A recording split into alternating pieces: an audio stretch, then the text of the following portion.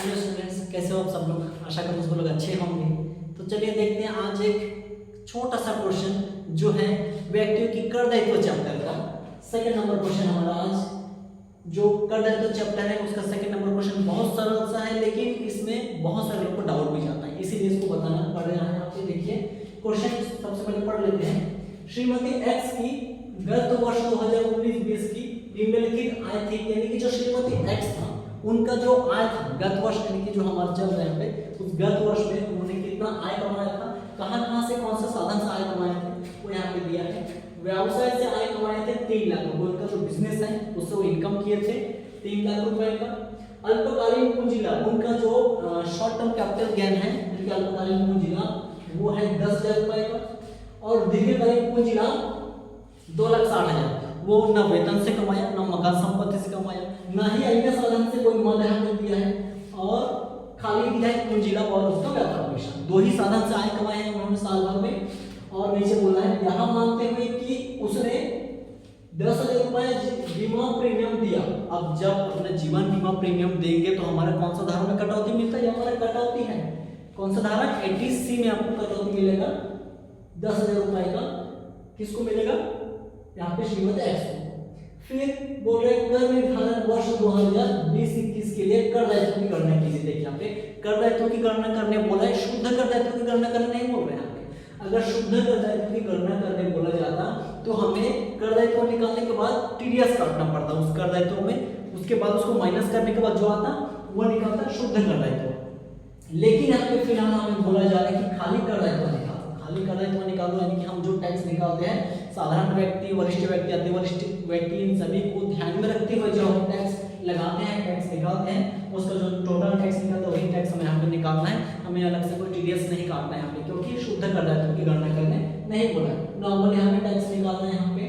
अब देखिए यहाँ पे, हाँ चलिए सॉल्यूशन बनाते हैं इसका, सॉल्यूशन बनाते हैं इसका। सबसे पहले हम इसकी कुलाई की गणना करते हैं।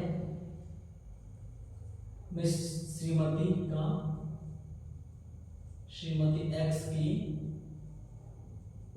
कुल आय की गणना, कुल आय की उसकी गणना करते हैं। कर निर्धारण वर्ष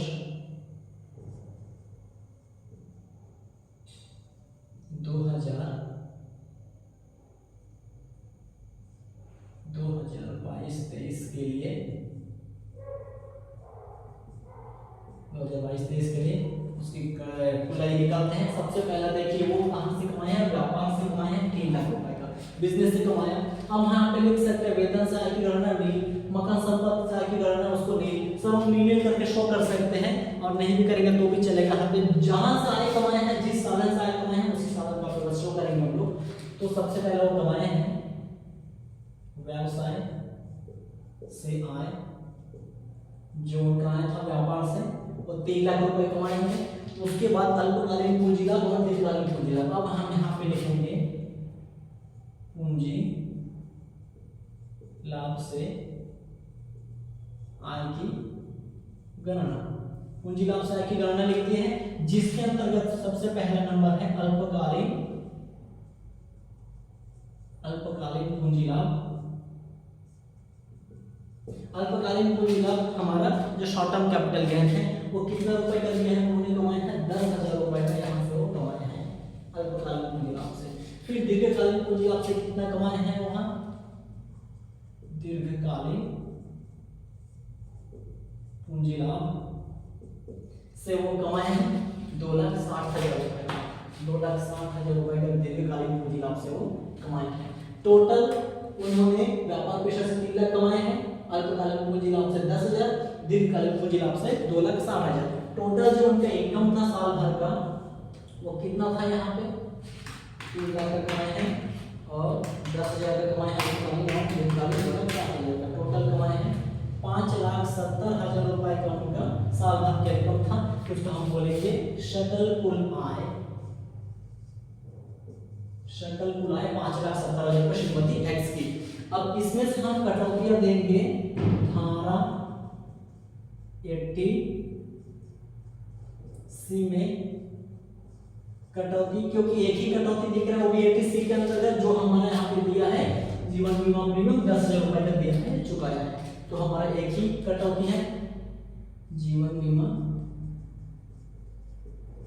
प्रीमियम 10,000 रुपए का, एक ही कटौती है और कुछ नहीं है। और 80C से लेकर के 80 तक बहुत सारे धाराओं के अंतर्गत कटौती दिया जाता है, जो यहाँ से हमारा लाइन से लिखते हैं कटौती देते हैं, लेकिन वो एक भी कटौती नहीं है, सिर्फ एक है, वो भी 80C के अंतर्गत, वो हम 80C के अंतर्गत एक ही कटौती दे दिए है। अब इनका जो बचा है 5,60,000 रुपए इनकी कुल आय बचा है, कुल आय 5,60,000 रुपए इनका हो गया। अब हम इनकी कर दायित्व की गणना करेंगे, क्योंकि हम यहाँ पे बोल रहा था कि 2020-21 के लिए कर दायित्व की गणना की, हम उसकी कर दायित्व की गणना करेंगे। यह होगा इसकी कुल आय। अब हम उसकी कर दायित्व की गणना करेंगे, तो हेडलाइन डालेंगे श्रीमती एक्स की कर दायित्व की गणना, फिर कर निर्धारण वर्ष 2022-23 के लिए। ये हमारा हेडलाइन कंप्लीट हो गया। अब हम इसकी कर दायित्व की गणना करेंगे। इनका कुल आय हुआ था 5,60,000 रुपए, तो यहाँ पे लिखिए 5,60,000 रुपए की कुल आय पर आयकर की गणना, आयकर की गणना हमें टोटल उनकी जो 5,60,000 रुपए की कुल आय था उस पर आयकर की गणना हमें यहाँ पे करना है। तो उसके लिए हम यहाँ पे देखेंगे कि श्रीमती एक्स है, और श्रीमती एक्स का उम्र क्या है, यहाँ पे 60 वर्ष से कम यानी साधारण व्यक्ति है कि वरिष्ठ व्यक्ति है कि अति वरिष्ठ व्यक्ति। यहाँ पे कहीं भी क्वेश्चन में उम्र से कोई जिक्र नहीं, कि उम्र का कोई रोल नहीं, यहाँ पे उम्र कहीं नहीं बोला गया। तो हम ये मानेंगे कि जो श्रीमती एक्स है वो एक साधारण व्यक्ति है, 60 वर्ष उम्र से कम है। तो इस केस में हम जो 60 वर्ष से कम उम्र का होता है, जो साधारण व्यक्ति होता है, उनका जो करमुक्त सीमा होता है वो 2,50,000 रुपए तक होता है। इसलिए हम यहाँ पे आयकर लगाएंगे, तो सर्वप्रथम 2,50,000 रुपए तक करमुक्त है। अब उसके बाद अगला 2,50,000 रुपए पर 5% से टैक्स लगता है, जो 12,500 होगा। यहाँ पे 2,50,000 का 5% काटेंगे तो 12,500 निकल जाएगा। उसके बाद देखिए 5,60,000 का टोटल आया था, उसमें से 2.5 लाख पर लग चुका है। अब 2.5 लाख माइनस करेंगे तो कितना बचेगा यहाँ पे, अगला शेष 60,000 रुपये बचेगा। यहाँ पे 60,000 पर 20% से आयकर लगेगा, 12,000 रुपये टोटल यहाँ पे आयकर लग रहा है। 60,000 पे 20%, 12,000 रुपये आयकर लग रहा है। अब टोटल कर कितना हुआ इनका, 12,500 और 12,000, 24,500 रुपए का कुल कर निकाल देना है, कुल आयकर 24,500 निकल रहा है। अब इसमें हमें वही करना है, फिर से अधिभार। अब देखिए यहाँ पे आयकर जब हम निकाल रहे थे, इस पे ध्यान नहीं दिया गया है। आयकर हम निकाल रहे थे, इसमें देखिए यहाँ पे अल्पकालीन पूंजी लाभ, दीर्घकालीन पूंजी लाभ, यही मिस्टेक सबसे होता है। देखिए यहाँ पे ध्यान नहीं दिया गया। यहाँ पे अल्पकालीन पूंजी लाभ, यहाँ पे कोई धारा नहीं दिया है। दीर्घकालीन पूंजी लाभ, यहाँ पे भी कोई धारा नहीं दिया गया है। लेकिन जब हम आयकर काटेंगे, जो अल्पकालीन पूंजी लाभ, दीर्घकालीन पूंजी लाभ होता है, इन पूंजी लाभों पर अलग से आयकर निकाला जाता है, और जो आकस्मिक आय होता है उस पर भी अलग सा 30% से आयकर निकाला जाता है। और उसके बाद अगर शुद्ध कर दायित्व तो बोले तो टीडीएस काटा जाता है। यहाँ पे शुद्ध कर दायित्व तो नहीं बोला गया है, तो हम यहाँ पे कहाँ पे, हम यहाँ पे कर देते हैं साइड में। जो अल्पकालीन पूंजी लाभ है, यदि अल्पकालीन पूंजी लाभ धारा 111A में वर्णित होता है तो उस पर 5% से अलग सा टैक्स लगता है, सॉरी 15% से अलग सा टैक्स लगता है। तो यहाँ पे अल्पकालीन पूंजी लाभ धारा 111A वर्णित नहीं है, तो इसमें 15% से आयकर नहीं लगेगा। ठीक है, अगर धारा 111A में वर्णित रहता है, यानी कि इसमें साइड में लिखा रहता है क्वेश्चन के कि धारा 111 में वर्णित है, तो उस पर हम 15% से अलग सा टैक्स लगाते हैं, लेकिन यहाँ पे नहीं है तो हम नहीं लगाएंगे। बात आता है दीर्घकालीन पूंजी लाभ का। जो दीर्घकालीन पूंजी लाभ है, यदि सीधा सीधा ऐसा दीर्घकालीन पूंजी लाभ नॉर्मल वाला है तो उसमें 20% से आयकर लगता है, और यदि धारा 112A या 12 में रहता है तो उसमें 10% आयकर लगता है। लेकिन यहाँ पे कुछ भी नहीं है, धारा नॉर्मली हमारा दीर्घकालीन पूंजी लाभ है तो इस पर 20% से अलग सा टैक्स लगता है, आयकर निकालना पड़ता है। तो उसको यहाँ पे निकालना है, यहाँ पे दीर्घकालीन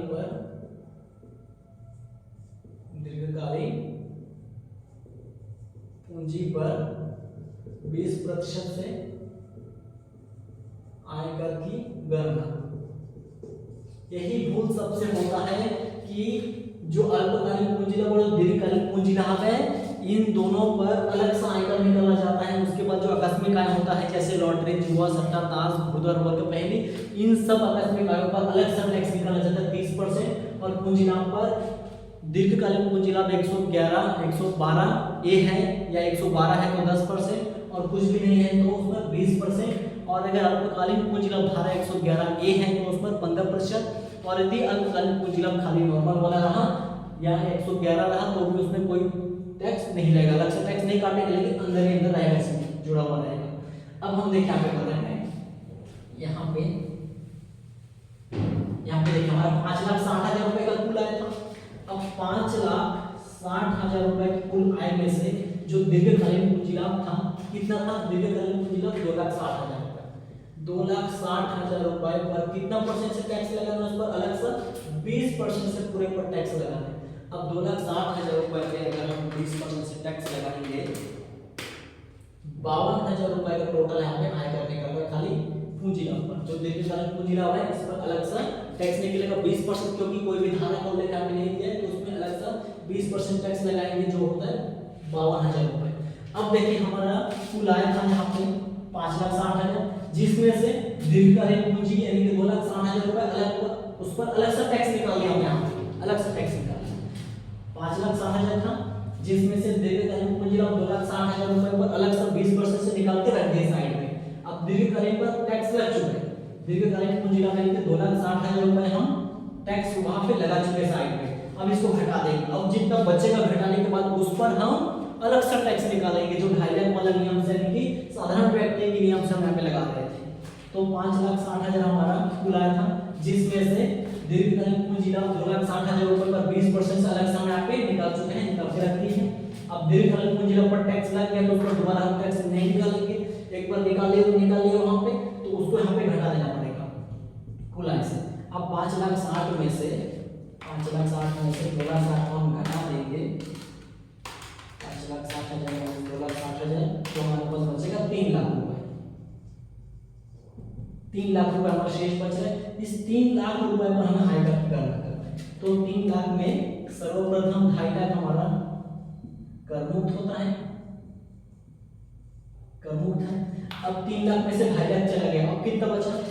3 लाख में से 2.5 लाख हमारा चला गया, अब बचा हमारे पास 50,000, ओनली 50,000। तो इस 50,000 रुपए पर हमें काटना है 5% से, तो 5% अगर इसमें काटेंगे तो 2,500 रुपए निकलेगा हमारा आयकर। अब टोटल आयकर कितना हम यहाँ पे निकाले थे, निकला 2,500 रुपए, और यहाँ से निकाले दीर्घकालीन पूंजी लाभ पर जो अलग से निकला है 20% से, वो है 52,000 रुपए। टोटल हमारा जो आयकर निकला है 2,500 52,000, 54,500 रुपए हमारा कुल आयकर निकला है।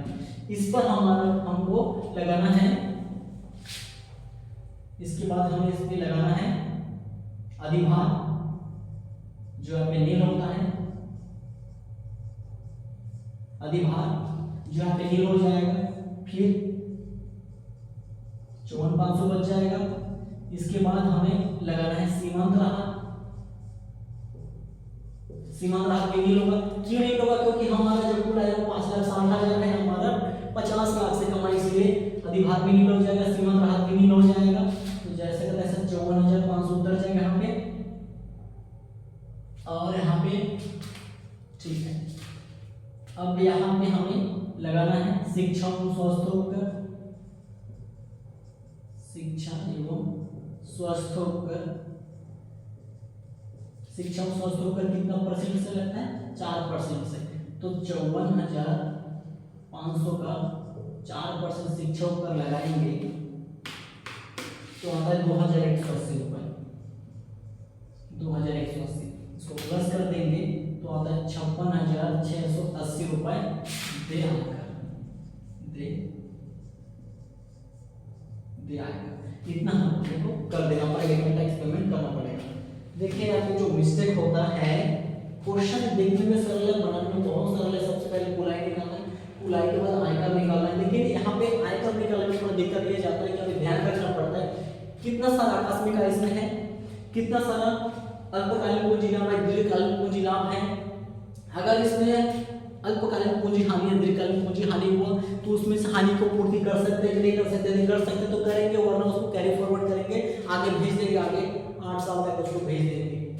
अब देखिए वो तो ऐसा नहीं है यहाँ पे, लेकिन ध्यान रखना पड़ेगा कब हमारा आकस्मिक आय इसमें रहता है, कब हमारा पूंजी लाभ रहता है, उस पर ध्यान रखना पड़ेगा। यदि अल्पकालीन पूंजी लाभ नॉर्मल रहा है, सीधा साधा रहा, तो उसमें कोई भी अलग सा टैक्स नहीं देंगे, इसी के साथ देंगे।